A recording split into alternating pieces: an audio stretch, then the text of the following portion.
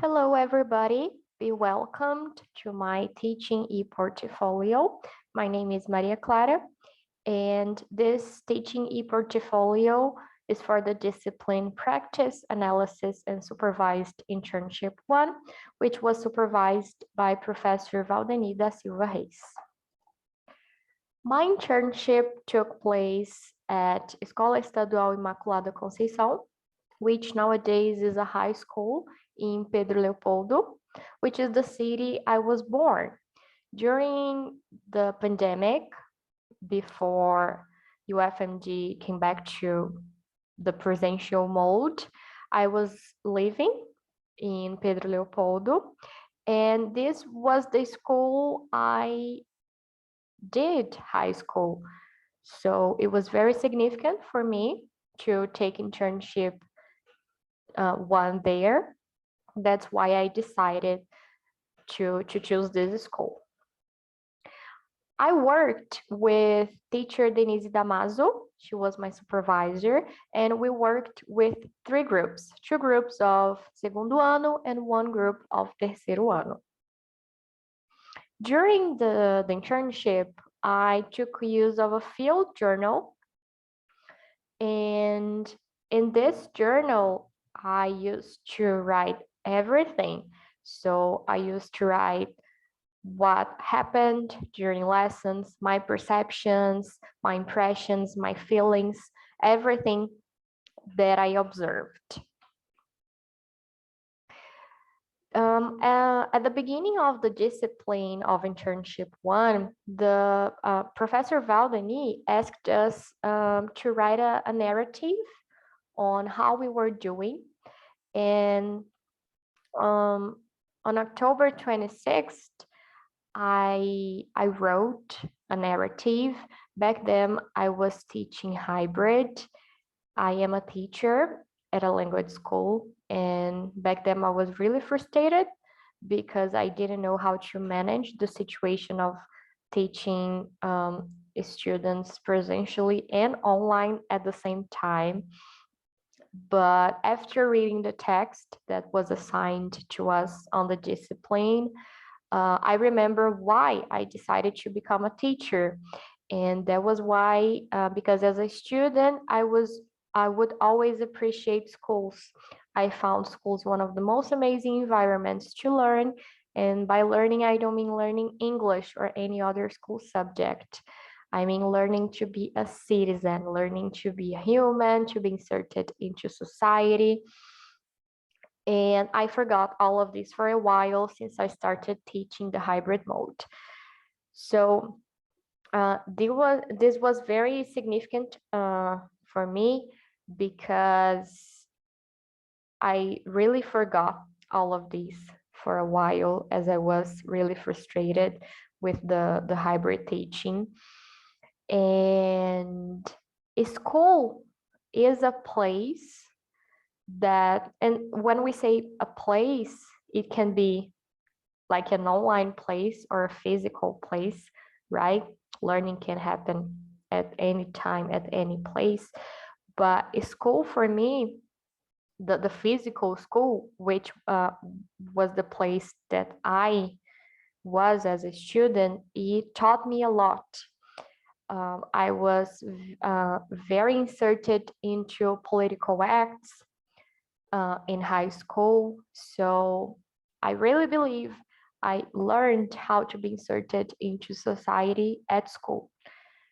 And one of the notes that I took from my narrative is that with the pandemic, I learned to take care of myself and some aspects of the teacher I want to be.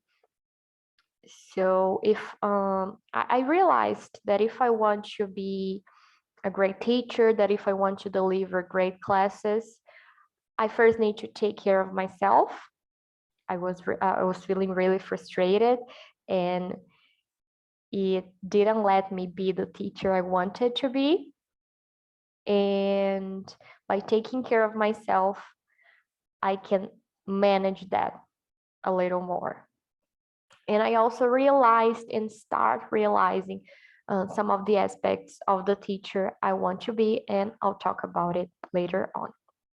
So talking about the internship itself, um, the school, when I began the internship, the school was having hybrid classes and pets were being used.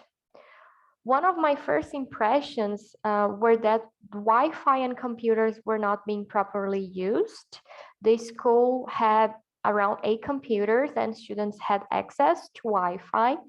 However, they only used computers and Wi-Fi to do homework, and homework was pets, because before coming back to the presential mode in the English class, they were only having pets. So at this school, they didn't have any video or any extra material, only pets. So they, if they came back to school presentially, I didn't see any point at using Wi-Fi and computers to do pets, because they were already doing it at home.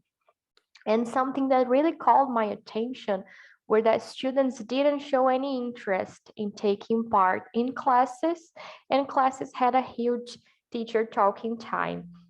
And it bothered me a little bit. The first 2 weeks, the teacher was finishing the final paths with students, and she used these classes to explain them and to clarify questions, but only the teacher was talking. Students were not participating at all. So I got really confused about why they were there at school presentially, because if they didn't want to participate, why didn't they stay at home? That was a question of mine back then. And the teacher was the only person participating. Back then, I was taking the discipline of teaching material development. And during this discipline, we read the article, English Language Teaching Material, a possible tool for the inclusion of students in a risk situation in the teaching learning process, written by Lopes. This study was conducted at Instituto Federal de São Paulo, in Jacareí. And when I read this article, something that really called my attention was that the author mentioned the appliance of a wants and needs analysis with students, so they could be more included in classes. So, according to Lopes, o estudante com o qual lidamos tem o potencial para ser um ser ativo em seu processo de desenvolvimento, e as unidades didáticas precisam reservar espaços para que o aluno incorpore suas experiências às práticas propostas em sala. É necessário que haja uma negociação, um contrato didático entre professores e alunos, e uma educação mais exclusiva considera as experiências prévias de nossos alunos, assim como valoriza suas necessidades, expectativas e cultura. Also, during the discipline of teaching material development, we were asked to write our teaching philosophy. And when writing my teaching philosophy, I realized that most of it was focused on autonomy, students' autonomy. So my values and beliefs are at most based on enabling lifelong learning and autonomy. My job is to show students ways to achieve their goals and give them constant feedback so they know they may be taking the proper steps. I really appreciate active methodologies because they provide students with an immersion into the language and raise their autonomy concerning their own learning process. So after realizing that my teaching philosophy were at most based on raising students' autonomy, and after reading the article of Lopes, I decided to apply a wants and needs analysis with students. So I decided to talk with my supervisor and explain her what a wants and needs analysis would be. And that is basically a questionnaire or an interview that focus on hearing from students abilities and skills they would like to emphasize on lessons, and which abilities and skills they need to emphasize on lessons. So it's a combination of what they want and need, like the name says. And after applying it, it is possible for the teacher to get to know students better and maybe sign a contract with them without imposing anything. This way, students are more likely to be more engaged in lessons, as they will enjoy the content and how the content is taught. And the teacher may show students that they are the protagonists in lessons. So I talked to the supervisor and we applied a wants and needs analysis with students. So as I was questioning myself during the first weeks, why students were there presentially, this was one of the first questions in the wants and needs analysis. So, por que você decidiu vir à escola no ensino híbrido? Foi uma decisão sua? And some of them answered yes. Some of them because they were obligated to do so, but most of them because they wanted to clarify their questions about pets.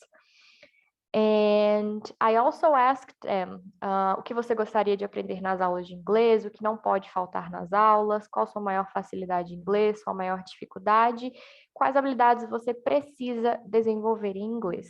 Fala, escrita, leitura, por quê? I only got 28 answers in these 3 groups that I worked with, but I thought they were really significant, and I got really excited after applying the wants and needs analysis, because now after that me and the supervisor, we would be able to design a material that would really include students into lessons.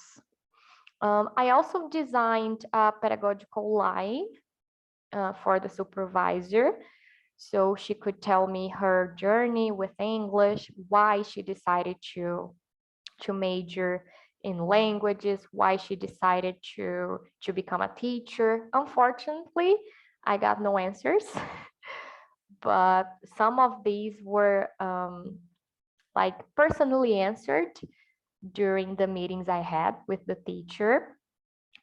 And she had never wanted to be a teacher. She just decided to major in languages because back then she spoke English, and languages was one of the only options at the time. So that's it. After applying the wants and needs analysis, this is the project I would have liked to do with students. So the first activity we have here is about Black icons. So we have content of reading and writing, third conditional, literature, together with Black American culture and music. This is for terceiro ano. And it's taken from PET, both activities. The second activity is about the history of slavery, and it connects simple present, simple past, present perfect with history and sociology. So I would adapt these 2 activities as we were in the month of Black awareness. And together with the answers that we received in the wants and needs analysis, the material should be redesigned. However, now we have expectations versus reality. The school calendar was at its end and materials were already prepared.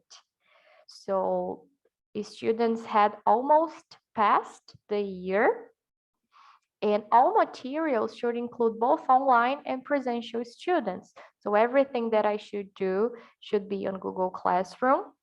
So the teacher told me that we couldn't do a speaking class, for example, because that would only include the presential students, but not the online ones. And the final test was already prepared. We didn't have time to design a project as big as I would and as complex as I would. Uh, we had 1 week back then to prepare it, like an extra activity uh, worth 5 points, I guess. And the reality is that I had to design an extra activity relating the grammar content that the students had already learned back then.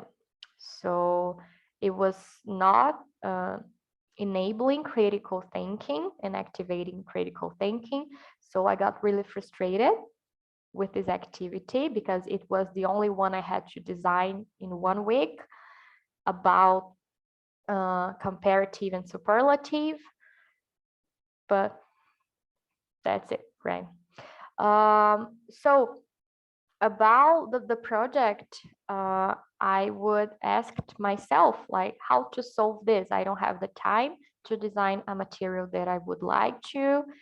I have the ideas, I have the wants and needs analysis, but the teacher doesn't open doors for me to do so.